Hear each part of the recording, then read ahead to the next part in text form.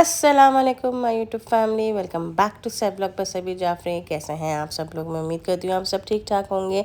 अल्हम्दुलिल्लाह मैं भी ठीक ठाक हूँ, क्योंकि कुछ दिनों से काफ़ी तबीयत नासाज थी, इसी वजह से इतना लंबा गैप आया है। कम्युनिटी पोस्ट में भी नहीं मैं दिख पाई क्योंकि तबीयत काफ़ी नासाज थी। तो बहरहाल एक बार फिर बहुत दिलचस्पी वाला व्लॉग लेकर हाजिर हूँ, ख़ास तौर पे अपने प्यारी प्यारी बहनों के लिए। तो आइए स्टार्ट करते हैं, और ये हैं सारी किचन की टिप्स एंड ट्रिक्स। तो सबसे पहली टिप्स एंड ट्रिक क्या है वो मैं आपको बताती हूँ। सबसे पहले ये बताती हूँ कि गर्मियाँ आ गई हैं, और गर्मियों में आजकल क्या खाई जा रही हैं? सिर्फ सब्जियाँ खाई जा रही हैं। तो गर्मियों की जो एक ताज़ी ताज़ी सब्ज़ी जो आई है वो है ये भिंडी। तो भिंडी को लेके 2-3 टिप्स हैं जो मैंने सोचा कि मैं आप लोगों के साथ शेयर करूं, या जो मैं करती हूं वो मैं आप लोगों के साथ शेयर करूं।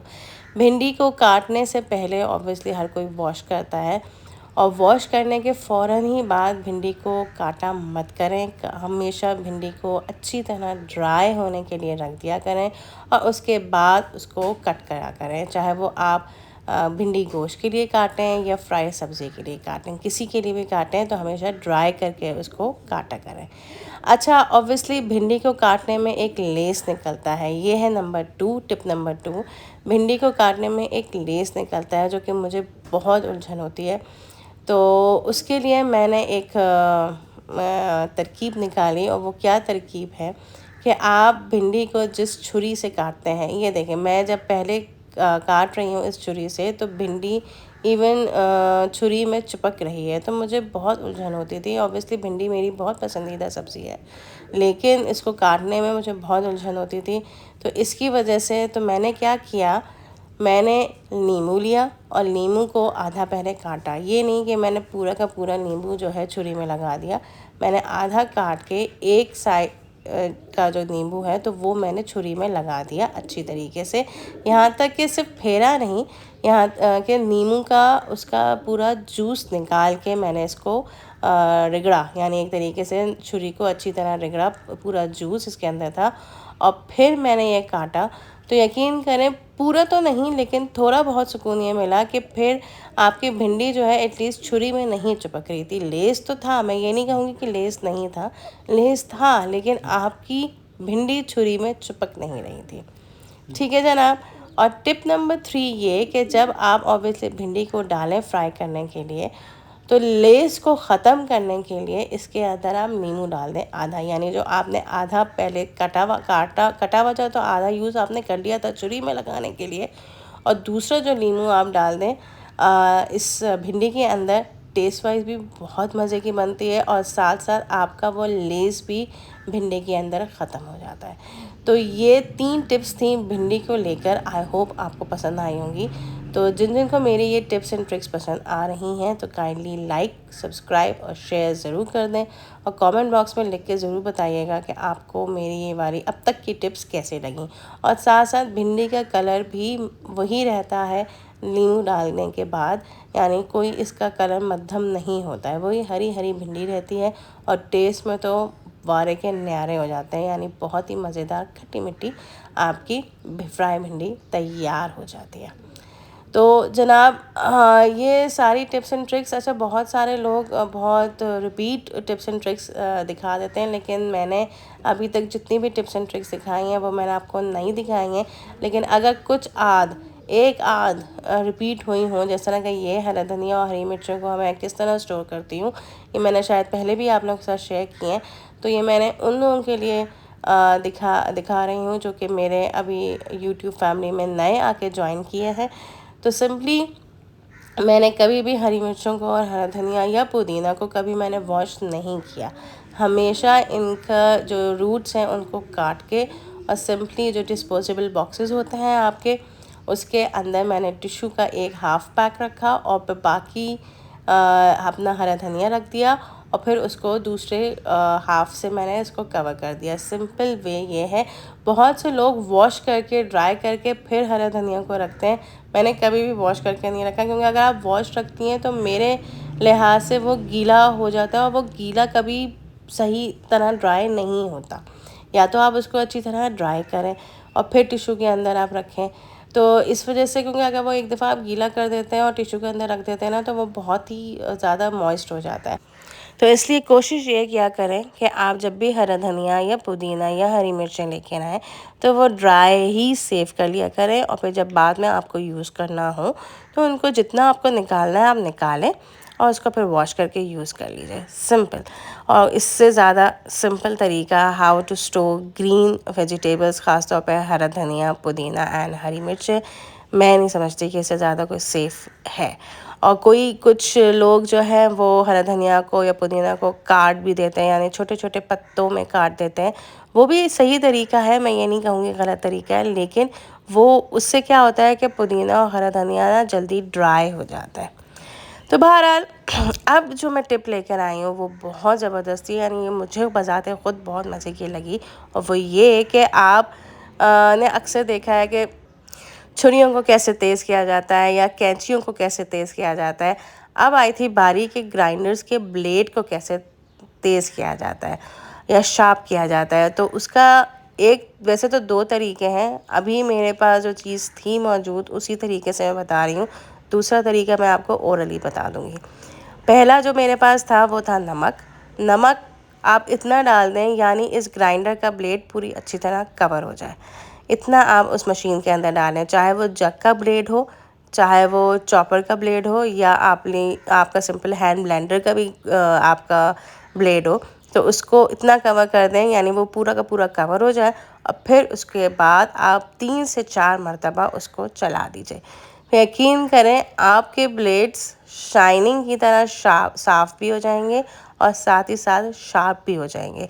और फिर इस नमक को ज़ाया मत करिएगा कि आप लोग समझ लेंगे भाई ये तो नमक बहुत ज़्यादा पिस गया, तो क्या हुआ। नमक हमेशा बारीक ही खाने में डाला जाता है, तो इस नमक को आप वापस अपने नमकदान के अंदर डालें और फिर उसके बाद इसको अच्छी तरह वॉश करें सिंपल पानी से। इसको कोई भी आप इसके अंदर डिश वॉश नहीं डालें, सिंपल पानी से अच्छी तरह साफ़ करके और ड्राई कर लें, तो आपका ब्लेड भी शाइनी हो जाएगा और साथ ही साथ तेज़ भी हो जाएगा। है ना कमाल की टिप ये। और दूसरी चीज़ ये कि आप बजाय अगर नमक ना हो तो एल्युमिनियम फॉइल के गोले बनाएं और गोले डाल के इसके अंदर आप डाल दें और इसी तरह आप चला दें, तो उससे भी आपके शार्प जो है वो ब्लेड्स जो है वो शार्प हो जाएंगे और साफ़ सुथरे हो जाएंगे। ठीक है। अच्छा जनाब, अदरक लहसुन मैं हमेशा बना बनाया लेकर आ जाती थी, सिर्फ़ इस वजह से क्योंकि मुझे अदरक लहसुन को छीलना काटना बहुत मुश्किल लगता था। लेकिन अब इस वाली टिप से उन ख़वातीन के लिए बहुत आसानी पैदा हो गई है लहसुन को छीलना ख़ास तौर पे। और वो ये है कि आप लहसुन जब लेकर आते हैं इस तरीके से, तो आप सिंपल इसके एक बाउल में डाल के आप सिंपल इसमें खौलता हुआ गर्म पानी आप डाल दें। ऑब्वियसली खौलता हुआ गर्म पानी डालने के बाद थोड़ी देर रेस्ट करिए जब तक पानी नीम गर्म नहीं हो जाता। और जब नीम गर्म पानी हो जाएगा और फिर आराम से देखें इस तरीके से इसका लहसुन का जो छिलका है वो बहुत आसानी से पील ऑफ हो जाएगा। यानी आप सिंपल उंगलियों की मदद से आप इसके जो छिलके हैं वो आराम से पील ऑफ कर सकते हैं। यानी आपको बाकायदा, मुझे मज़ा आ रहा था लहसुन के इस सारे के सारे छिलके अच्छी तरह पील ऑफ करके। और इसी तरह अदरक को भी आप सिंपल, मैंने वो नहीं दिखाया क्योंकि वो बहुत से लोगों को पता है कि वो आप छुरी से जो है, छुरी कह रही है सॉरी, जो चमची होती है चाय की चमची, उससे भी आप पील ऑफ कर सकते हैं अदरक। वो बहुत ही अच्छी तरीके से हो जाती है और उसमें जो है आपके मोटे मोटे टुकड़े नहीं उतरते। बनिस्बत ये कि आप जब छुरी से पील ऑफ करते हैं अदरक को तो उसमें आपके बड़े बड़े टुकड़े निकल आते हैं अदरक के। तो इसमें आप देखें, इसमें भी लहसुन के कोई आपके टुकड़े नहीं निकल रहे पील ऑफ करते हुए, और ना ही अदरक को होंगे बड़े बड़े टुकड़े निकलेंगे जब आप अदरक को चमची से पील ऑफ करेंगे। ठीक है जनाब। अब जो आती है टिप, वो टिप ये है कि लोग अक्सर आलू तो लेकर आ जाते हैं लेकिन वो निकलते हैं मीठे निकलते हैं, या कभी कभार ये भी होता है कि आलू आप ऐसे काट देते हैं तो वो हो जाते हैं काले। तो आलूओं को काले होने से बचाने के लिए या उसका मिठास कम होने के लिए उसकी तरकीब ये है कि आप जब आलूओं को काट दें तो उसके अंदर डाल दें नमक और साथ साथ सिरका, और उसको एटलीस्ट 30 से 35 मिनट के लिए भिगो दीजिए।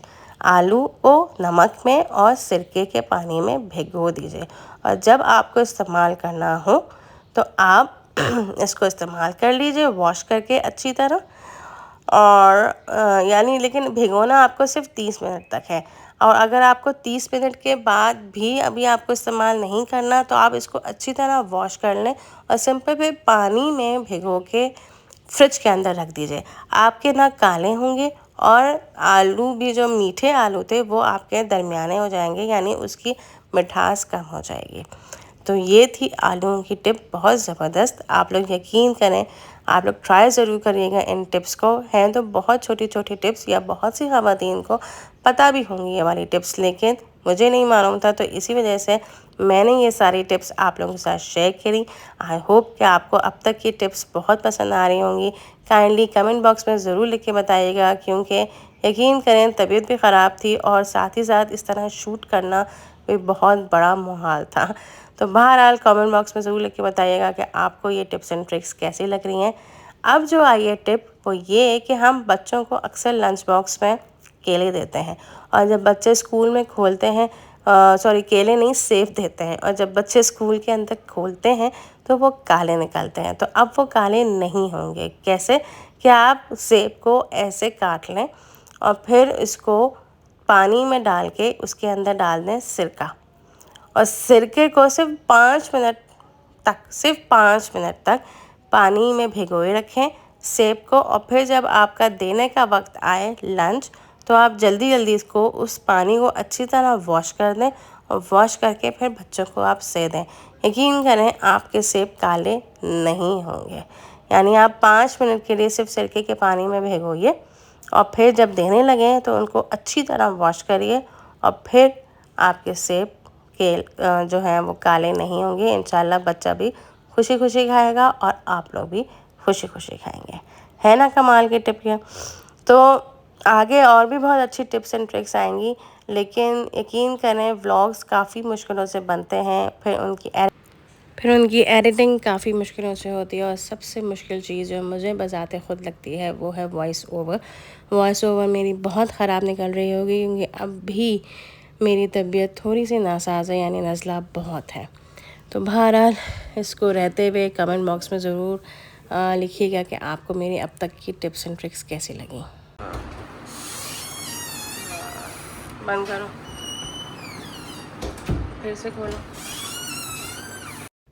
दरवाज़े की ये आवाज़ बहुत इरिटेटिंग लगती है। ऑब्वियसली जब आपकी तबीयत ख़राब हो या सर में दर्द हो तो बहुत ज़्यादा इरिटेटिंग होती है। तो इसका इलाज मैंने ढूंढ लिया है, और वो भी सिंपल कुकिंग ऑयल से। इट्स नॉट नेसेसरी कि आपके पास कोई मशीनरी ऑयल हो, सिर्फ तेल होना चाहिए, चाहे वो बालों पे लगाने का तेल हो या कुकिंग ऑयल हो या मशीनरी तेल हो, जो भी सब तेल हो।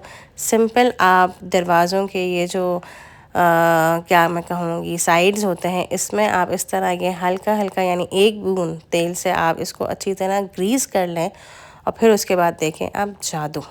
ये जादू ये देखें जनाब, जादू हो गया। अब एक आवाज़ नहीं आ रही है। ये देखें, अभी तक जो आ रही थी, फिर से करिए। आई होप आपको मेरी अभी तक की टिप्स एंड ट्रिक्स पसंद आ रही हों। So kindly subscribe, like and share ज़रूर करिएगा। अब जो मैं बहुत छोटी सी टिप लेकर आई हूँ, यानी अक्सर आपका आटा बच जाता है और बाद में अगर आप उसको खुला छोड़ देते हैं तो उसके ऊपर पपड़ बन जाते हैं। तो आप सिंपली एक पेड़ा बनाएं, और पेड़ा बना के उसके ऊपर आप तेल लगा दें और फिर आप ढक दें। अभी मेरे पास कोई ऐसी चीज़ नहीं थी छोटी सी चीज़ कि इसको मैं ढकूँ, तो इसलिए मैंने टिशू से ढक दिया। लेकिन आप ढकिएगा ज़रूर, क्योंकि आप ढकेंगे नहीं तब भी वो पापड़ बस ड्राई हो जाएगा और फिर वो आटा किसी काम का नहीं रहता। तो इस वजह से आप उसमें हल्का सा तेल लगाइएगा और फिर आप उसको कवर कर दीजिएगा। अब जो मैं आपको बता रही हूँ, ये पहले भी मैं किसी और तरीके से आपको बताया था। आप जो मैं बता रही हूँ वो मैं किसी और तरीके से बता रही हूँ, यानी डिफरेंट वेज़ हैं। फ्रिज के अंदर अक्सर आपके बदबू हो जाती है खुला खाना रखने से, या आप कोई प्याज रख देते हैं उसकी वजह से। तो उसके लिए क्या करें, आप सिंपल नैपकिन्स लें, टिश्यूज़ लें और उसको थोड़ा सा गीला कर लें, और फिर उसी के अंदर आप मैदा डाल दें, और फिर इस तरह आप बॉल बना के आप फ्रिज के कोने में रख दें। और फिर आप हर 2 या 3 घंटे के बाद आप उनको निकाल दें। तो ये वाली प्रैक्टिस आप करते रहेंगे तो फिर आपकी फ्रिज के अंदर स्मेल नहीं रहेगी। अब जो मैं आपको बता रही हूँ लास्ट है ये टिप, और वो क्या कि अक्सर आपके जो नमकदान होते हैं तो उसमें से सॉल्ट नहीं निकलता है। तो उसके अंदर क्या आप करें, क्योंकि वो मॉइस्चर हो जाता है, तो मॉइस्चर को ख़त्म होने के लिए आप 3 से 4 चावल के दाने डाल दें। और मैंने अभी बड़े वाले नमकदान में भी मेरा पुड़ा पूरा रखा हुआ है नमक का, क्योंकि मेरा नमक कभी भी मॉइस्चर नहीं होता उससे। तो आप 3 से 4 चावल के दाने डाल दें। और ये देखें, अब आप मेरी उंगलियों में आप निशान देख रहे हैं नमकदान के कि अच्छी खासा नमक निकल आता है। तो ये देखें अच्छी तरीके से नमक निकल गया। तो ये थी बहुत छोटी छोटी सी tips and tricks. I hope आपको पसंद आई होंगी मेरी ये सारी tips and tricks. Comment box में ज़रूर मुझे लिख के बताइएगा कि आप लोगों को कैसी लगी। इंशाल्लाह बहुत जल्द नए व्लॉग के साथ हाजिर हो। अल्लाह हाफ़िज़।